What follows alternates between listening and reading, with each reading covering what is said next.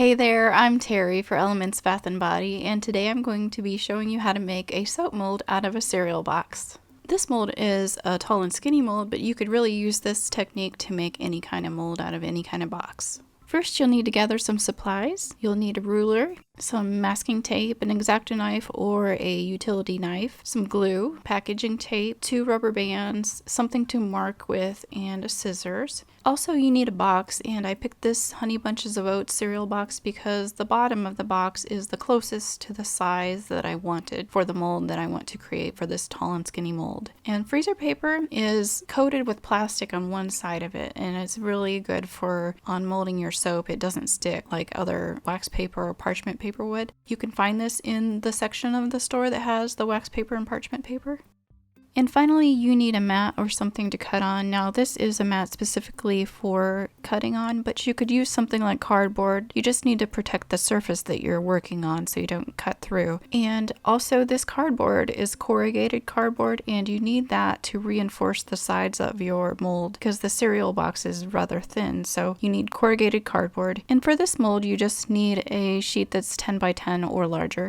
Elements Bath & Body has written instructions to this tutorial, and it includes photos, and if you're interested, we'll leave a link below in the description of where you can find that. I normally make my bars 3.5 inches, so the height of this needs to be 3.5 inches plus a little bit. So I'm making these 3 3/4 inches tall. Now you can do whatever measurements you want. Just think about the normal width of your bar and then add a little. So like I said, mine is 3.5, so I added 1/4 inch, and that's going to be my height of my mold.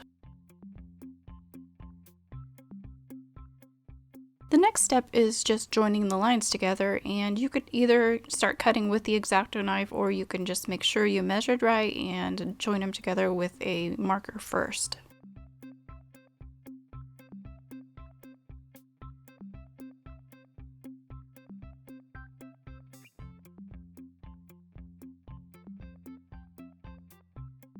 Whenever I cut like this, I usually score it a little bit first just to get a nice groove for your knife to go down so it doesn't kind of get off track. So I scored a few times and then I cut directly through.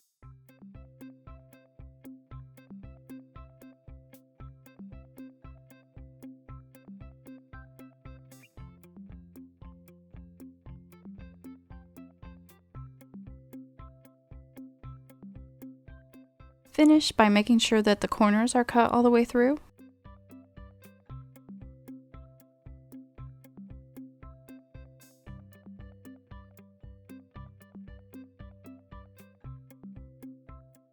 Next, prepare the corrugated reinforcements for your mold.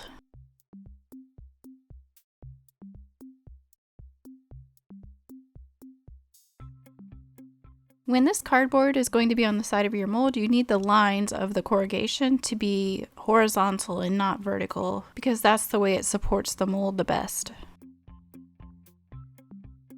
Cut a little sliver off your edge one more time just to make sure you're dealing with a straight edge. Make sure that you are cutting with the grain, so you need to measure up from the bottom and the grain is going parallel to the edge. Use the same measurement you used earlier, so for this I used 3 3/4 inch. Cut that line and then mark the same height and then cut again.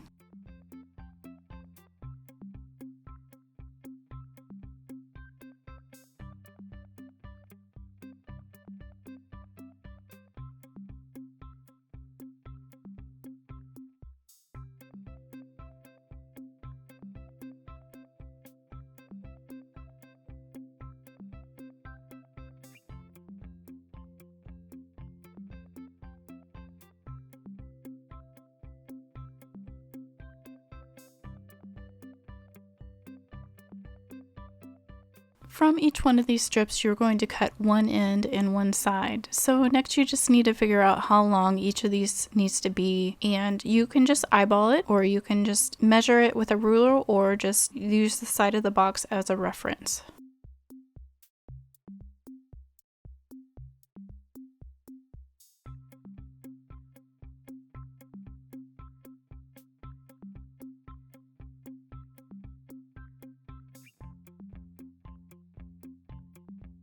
In the same way, cut the remaining 2 sides.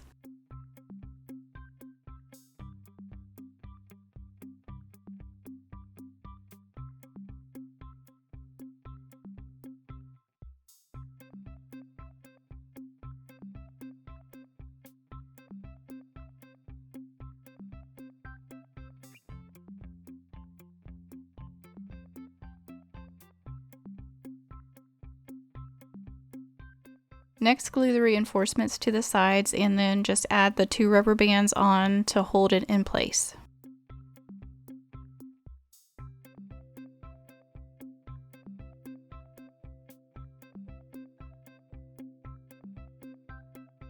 While that's drying, it's time to figure out the size of your freezer paper liner. For this, you'll need to add up the measurements of the side, the bottom, and then the side again, and then you add the overhang. For this one, I'm doing an overhang of 1 3/8 of an inch on each side. The reason why I'm doing that is because that makes the long side equal 18 inches, and that's the width of my freezer paper. So if that sounds odd, that's the reason why. Otherwise, I probably would have done an overhang of 1.5 over each side, but you have to use what fits for your freezer paper. So let me go over the math of how I got this. So for the short measurement, I used 3.75 plus 2.25 plus 3.75, and that equals 9 3/4. So to that, I added the overhang, which is on both sides, so that totals 2.75. So that measurement is a total of 12.5. For the long measurement, I needed 3.75 plus 7.75 plus 3.75, so that equals 15.25. Now to that I add the overhang of a total of 2.75, and I get the length of 18 inches. To get my next measurement for my first crease, I need to figure out the height of my mold plus the height of the overhang. So that's just the 3.75 number plus the 1 3/8 number. So that equals 5 1/8. Mark that on the non-shiny side of your paper and then fold so that the shiny side of your paper is in the inside.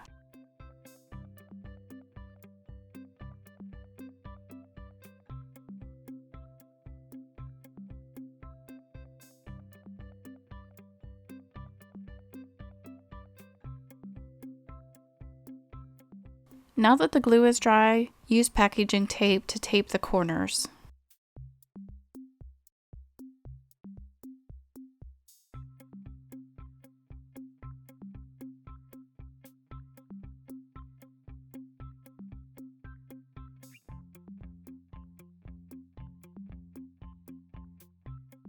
Next, to figure out what the long length of the mold is going to be, I'm going to fit this inside of my mold. So my first crease is going to be the same amount from the edge as the other one, so that's 5 1/8. I crease that, and then I fit it into the side of the mold and just make a crease where the other edge is going to be. Make sure your creases are nice and crisp, and that will help your liner be more accurate and also make it not so wavy when you put it in your mold.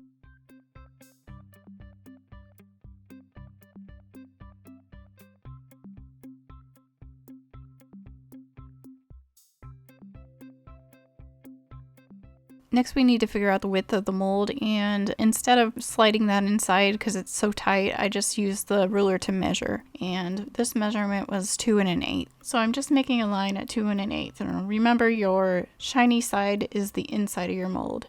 And it's very hard to crease that, so I put my ruler on the lines and I creased it from the outside.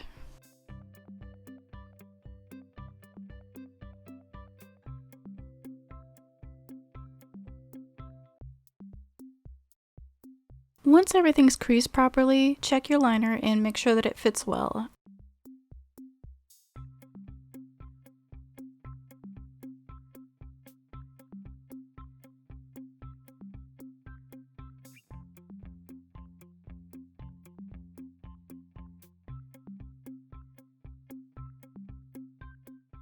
I decided to make the length of my liner slightly smaller so that it fits easier, because if you make it too big, it's going to be a little wavy and that'll affect the outcome of your soap loaf.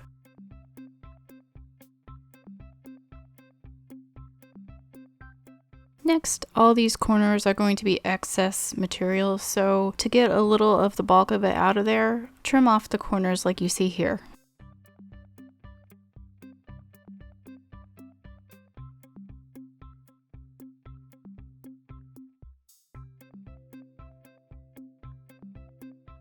Next, fold the corner right where the two lines intersect at a 45-degree angle, and you just crease the inside 45-degree angle, and you don't touch the outside one. That one needs to remain flat. So once you have that crease, just tape it into place. In this first fold, when I taped it, I didn't quite get that whole end sealed up, and I would suggest make sure you get everything sealed up and press down your tape and get it really adhered well so that you don't have any leakage. And repeat on the other side, making sure your corners are really squared off evenly and all your lines line up. And again, tape into place.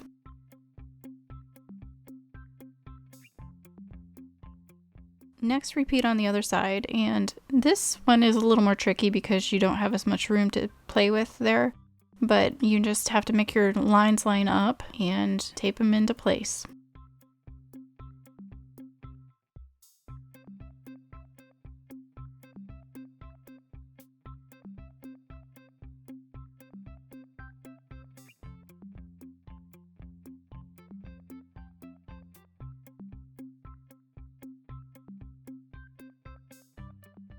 Next, place the liner in the mold and cut each corner down to where the liner meets the mold.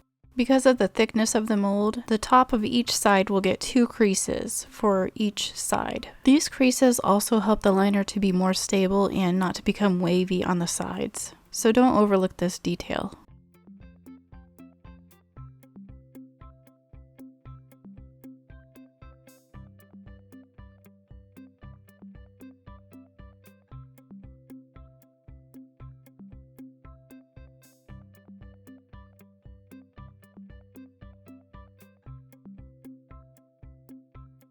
When you're finished with all the creasing, it's time to tape the mold in place. If you plan on using this mold multiple times, it would be a good idea to use the packaging tape to kind of coat the outside of the cardboard just so that you won't tear it up every time you peel off the masking tape.